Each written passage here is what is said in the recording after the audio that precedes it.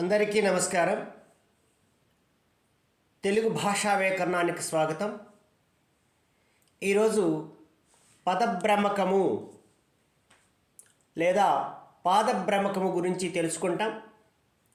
ఒక పదాన్ని కానీ లేదా వాక్యాన్ని లేదా పద్య పాదాన్ని లేదా ఒక పద్యాన్ని ఎడమ నుండి కుడికి, కుడిము నుండి ఎడమకు చదివినా ఒకే విధంగా ఉండడాన్ని పదభ్రమకం అంటాం. దీనినే ఆంగ్లంలో పాలిండ్రోమ్ అని పిలుస్తారు. పదానికి ఉదాహరణగా కిటికీ చెప్పుకుంటే కుడి నుంచి కిటికీ, ఎడమ నుంచి చదివిన కిటికీయే. అలాగే పదబంధానికి ఉదాహరణగా అంటే ప్రేజ్ అంటాం. వి కాటా కవి, వి కాటా కవి. అలాగే పద్యంలోని పాదానికి ఉదాహరణగా తీసుకుంటే ధీర శయనీయ శరధి. అలాగే ధీర శయనీయ శరధి అంటే ఎటు చదివినా ఒకే పాదం వస్తూ ఉంటుంది.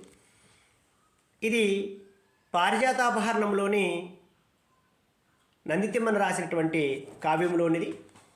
అలాగే శ్లోకాన్ని మనము కూడా ఒక ఉదాహరణగా చెప్పుకుంటాం. ఈ శ్లోకంలో కూడా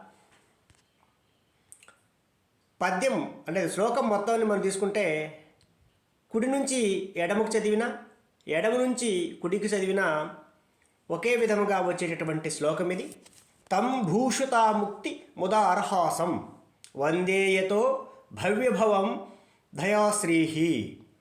దీన్ని వెనుక నుంచి చదివినా కూడా తం భూ సుత ముక్తిధారహంస అనేటువంటి మనం కింది నుంచి పైకి చదివినా, పైనుంచి కిందికి చదివినా ఒకే విధముగా వస్తూ ఉంటుంది. ఇది రామకృష్ణ విలోమ కావ్యం పండిత దైవజ్ఞ సూరి గారు రాసినటువంటిది.